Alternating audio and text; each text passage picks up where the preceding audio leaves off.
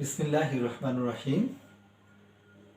সুপ্রিয় শিক্ষার্থীবৃন্দ, তোমরা জানো যে লকডাউনের মধ্যে আমাদের অনলাইন ক্লাস রীতিমতো চলছে। পূর্ণমালা মহিলা ডিগ্রি কলেজে আয়োজিত অনলাইন ক্লাসে তোমাদের জানাই অনেক অনেক শুভেচ্ছা ও স্বাগতম।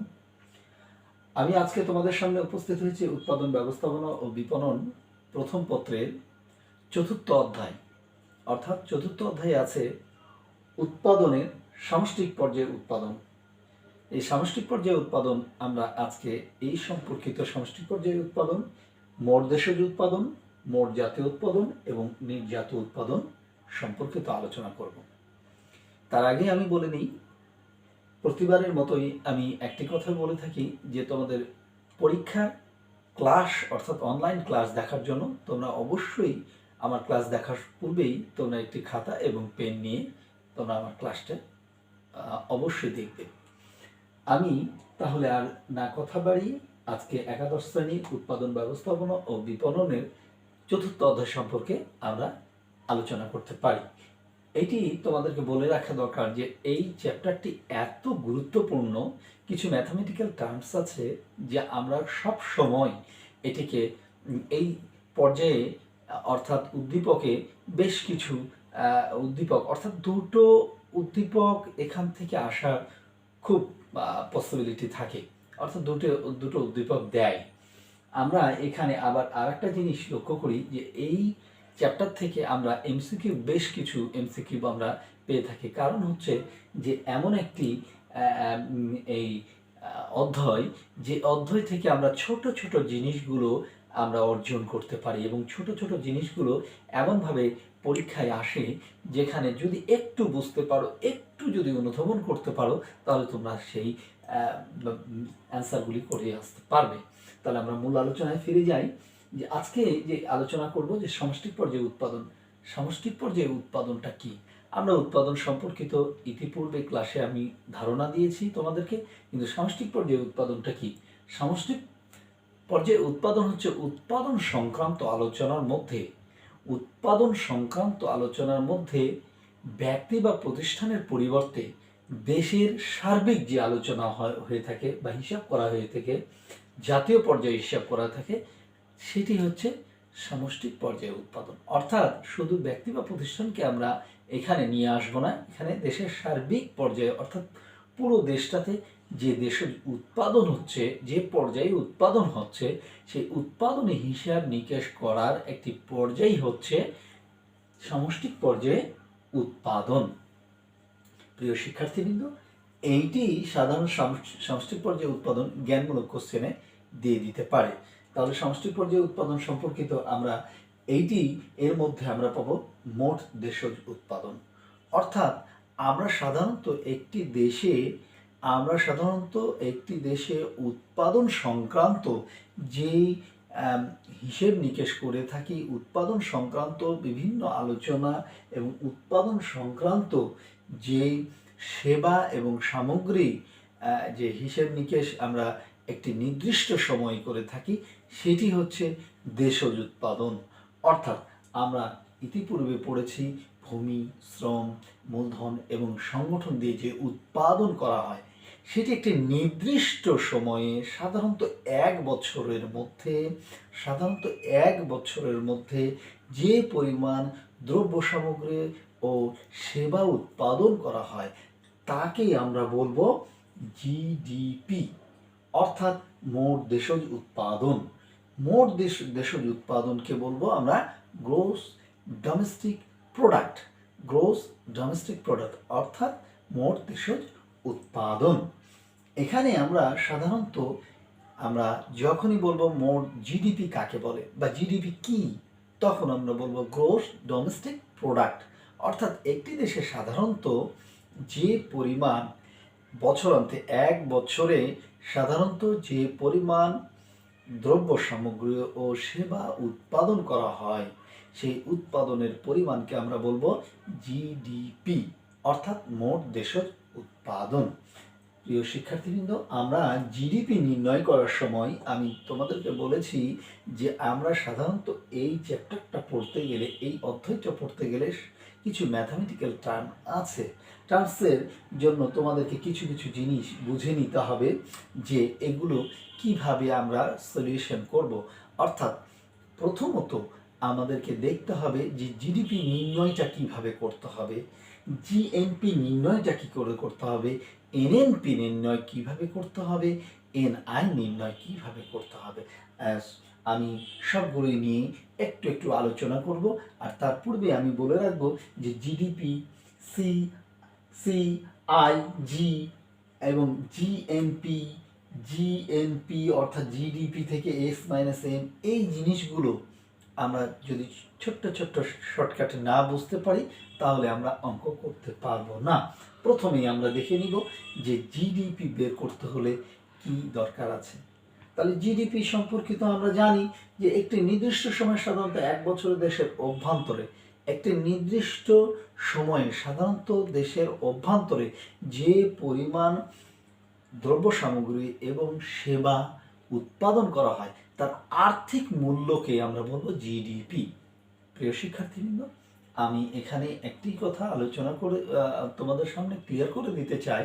সেটি হচ্ছে সাধারণত আমরা দেশের বাইরে, আমাদের অভ্যন্তরের এই বাইরে যে আমাদের দেশের লোক মানুষ যারা বিদেশে গিয়ে বিভিন্ন কর্মরত আছে তাদের কর্তৃক যে টাকাটা আসে সেই টাকাটা বাদে, অর্থাৎ বাদ দিয়ে, এবং আমাদের দেশে অন্য বহিরাগত যেগুলি দেশে এসে বিভিন্ন ইনকাম করছে তাদের যে আর্থিক ইনকাম আয়টা আছে সেইটি আমরা বাদ দিয়ে যেটি থাকবে সেটি হচ্ছে আমরা জিডিপি বলবো।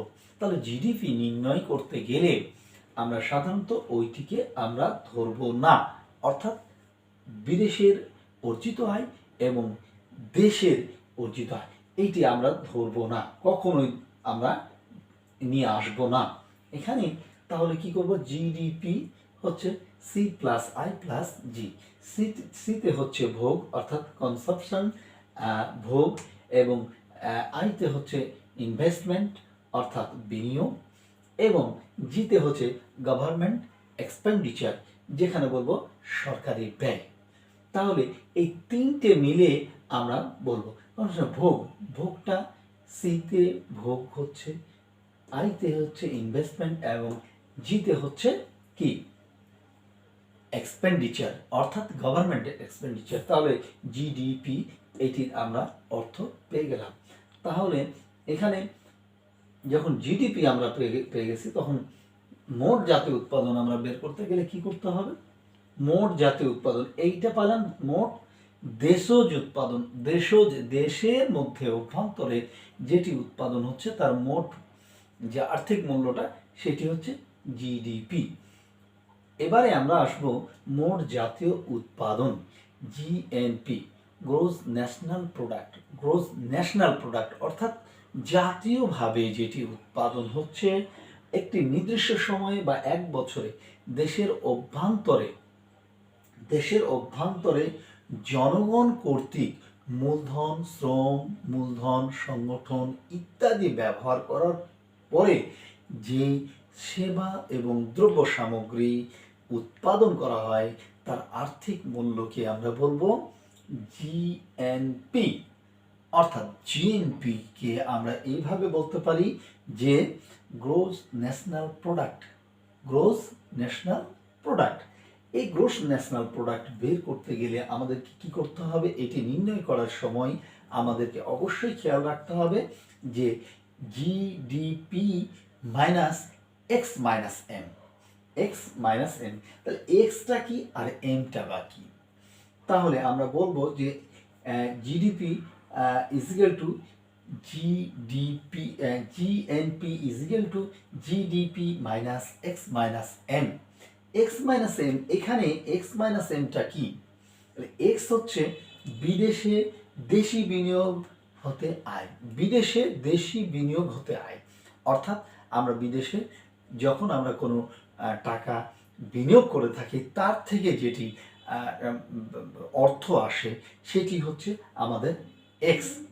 অর্থাৎ আমরা জনগণ ম্যান পাওয়ারও দিতে পারি বিদেশে, সেখানে আবার অর্থও কিছু বিদেশে ইনভেস্ট করতে পারি, অর্থাৎ বিনিয়োগ করতে পারি, সেখান থেকে আমাদের যে লাভটা আসবে সেটাকে আমরা বলছি এক্স। ঠিক আছে, এক্স। আর এমটাকে বলছি দেশে বিদেশিরা এসে যেই টাকাটা আমাদের দেশে ইনভেস্ট করে, অর্থাৎ বিনিয়োগের জন্য দিয়ে যায়, সেখান থেকে যে টাকাটা তারা নিয়ে চলে যায় সেটি হচ্ছে এম, অর্থাৎ দেশে বিদেশি বিনিয়োগ থেকে সৃষ্ট আয়। দেশে বিনিয়োগ মানে বিদেশি থেকে সৃষ্ট আয়, অর্থাৎ তারা আমাদের এখানে কিছু ট্যাক্স এবং দিয়ে যায়, তো সেই সৃষ্ট আয়টা যেটা পাবো আমরা সেটি হচ্ছে কি এম। আর এক্স হচ্ছে বিদেশে দেশি বিনিয়োগ হতে আয়, অর্থাৎ ওখান থেকেও আয় আসছে, এখান থেকেও আয় আসছে। এই দুটো আয় আমরা কিভাবে করব, এক্স মাইনাস এম, অর্থাৎ ওই আয়টা থেকে আমরা যেটা অর্জিত করছি সেটি আমরা এই বিদেশে অর্থাৎ দেশে যারা আছে তাদের থেকে বাদ দিয়ে দিলাম। অর্থাৎ বিদেশ হতে যে আয়টি আসছে এবং দেশের মধ্যে যে আয় বিদেশের লোক কর্তৃক যে আয়টি সম্পন্ন হয়, আয় আসছে, সেখান থেকে বাদ দিলেই আমরা কি পেয়ে যাব, জিএনপি। অর্থাৎ জিডিপি থেকে এক্স মাইনাস এম বাদ দিলে আমরা পাবো জিএনপি। অর্থাৎ জিডিপি সম্পর্কিত আমরা এর আগে জেনেছি, জিডিপি হচ্ছে ভোগ প্লাস বিনিয়োগ প্লাস সরকারি ব্যয়। প্রিয় শিক্ষার্থীবৃন্দ, আমরা মোট জাতীয় উৎপাদন সম্পর্কিত একটু আলোচনা শুনলাম। এরপরে আসবো নিট জাতীয় উৎপাদন। নিট বলতে কি, যেটি আসলে বাদ দিয়ে যেটি থাকে সেটি হচ্ছে নিট জাতীয় উৎপাদন। অর্থাৎ কি বাদ যাবে তাহলে সাধারণত নিট জাতীয় উৎপাদনকে আমরা কি বলবো, প্রথমত আমরা বলবো যে এনএনপি। অর্থাৎ এনএনপি অর্থটা কি, net national product. Net national product NNP কিভাবে বের করব, আমরা সাধারণত একটি নির্দিষ্ট সময়ে, সাধারণত 1 বছরের মধ্যে, একটি নির্দিষ্ট সময়ে সাধারণত 1 বছরের মধ্যে দেশের মূলধন, ভূমি, শ্রম, মূলধন এবং সংগঠনকে ব্যবহার করে দেশের জনগণ যে পরিমাণ সেবা এবং দ্রব্য সামগ্রী উৎপাদন করে তার আর্থিক মূল্য যেটি দাঁড়ায়, তার থেকে মূলধন ক্ষয়ক্ষতিজনিত ব্যয় বাদ দিয়ে যা অবশিষ্ট থাকে তাই হচ্ছে এনএনপি, অর্থাৎ net national product. Net national প্রোডাক্টকে আমরা বলবো নিট জাতীয় আয়, জাতীয় উৎপাদন, নিট জাতীয় উৎপাদন, এনএনপি, অর্থাৎ নিট ন্যাশনাল প্রোডাক্ট, নিট জাতীয় উৎপাদন। প্রিয় শিক্ষার্থীবৃন্দ, আমরা তাহলে কি বললাম, একটি নির্দিষ্ট সময় সাধারণত 1 বছরের মধ্যে, একটি নির্দিষ্ট সময় সাধারণত 1 বছরের মধ্যে কি করবে, দেশের জনগণ দেশের ভূমি, শ্রম, মূলধন এবং সংগঠনকে ব্যবহার করে যে পরিমাণ উৎপাদন করবে তা হতে মূলধনজনিত ক্ষয়ক্ষতিজনিত যে ব্যয় বাদ দিয়ে যে অবশিষ্ট থাকবে তা সেটি আমরা বলবো এনএনপি, অর্থাৎ নিট ন্যাশনাল প্রোডাক্ট, অর্থাৎ নিট জাতীয় উৎপাদন। নিট বলতেই যেটি উচ্ছিষ্ট থাকে তার থেকে বাদ দিলেই যেটি থাকে, অর্থাৎ সেটি হচ্ছে নিট। আমি এখানে বলবো যে নিট ন্যাশনাল প্রোডাক্ট বের করতে গেলে কি করতে হবে, প্রথমে আমরা যাব জিএনপি। জিএনপি তো বের করেছি, এর আগে জিএনপি বের করেছি, GNP is equal to GDP minus X minus M. তাহলে আমরা জিএনপি যখন পেয়ে গেলাম, GNP NNP is equal to GNP minus কি, ডিপ্রিসিয়েশন কস্ট। অর্থাৎ ডিপ্রিসিয়েশন কস্ট বলতে ক্ষয়ক্ষতিজনিত ব্যয়। ক্ষয়ক্ষতিজনিত ব্যয় বলতে কি বুঝবো, আমরা যে মেশিনটা দিয়ে উৎপাদন করছি সেটি 1000 বছর ধরে চলতে পারে না, 1 বছর চলতে পারে বা 2 বছর চলতে পারে, তারপরে তার একটি ক্ষয় হতে থাকে। সেটি ক্ষয়ক্ষতিজনিত যদি না ব্যয় বাদ দিই তাহলে কি হবে, আমাদের এনএনপি পাওয়া সম্ভব নয়। সাধারণত আমরা উৎপাদন করতে গেলে আমাদের ক্ষয়ক্ষতিজনিত ব্যয় বাদ দিতে হয়। তো ব্যয় বাদ দিতে গেলেই আমাদের বাদ দিলেই আমরা এনএনপি পেয়ে যাই। এনএনপি যখন আমরা পেয়ে যাই, কিভাবে পাই আমরা? সাধারণত জিএনপি থেকে ডিপ্রিসিয়েশন কস্ট যদি আমরা বাদ দিই, তাহলে আমাদের কি বেরিয়ে যায়? এনএনপি, অর্থাৎ ন্যাশনাল প্রোডাক্ট। প্রিয় শিক্ষার্থীবৃন্দ, আমি ইতিপূর্বে যে আলোচনা করলাম, অর্থাৎ এখন যে আলোচনা করেছি তার পূর্বে প্রোডাকশন সম্পর্কে আলোচনা করেছি, তারই একটি অংশ এই উৎপাদন ব্যবস্থাপনা বিপণনের যে সামষ্টিক পর্যায়ে উৎপাদন। তো সামষ্টিক পর্যায়ে উৎপাদন সাধারণত দেশের একটি উৎপাদন প্রক্রিয়ার একটি আর্থিক পরিমাপক সম্পর্কিত আলোচনা। তো এখানে আমি যেটি তোমাদেরকে সিরিয়ালি নিয়ে আসছি, যে সামষ্টিক পর্যায়ে উৎপাদন, মোট দেশের উৎপাদন, মোট জাতীয় উৎপাদন এবং নিট জাতীয় উৎপাদন, এরপরে আছে জাতীয় আয় অর্থাৎ এনআই। এনআই যখন বের করতে লাগবে তখন আমাদের লাগবে, প্রথমত লাগবে জিডিপি।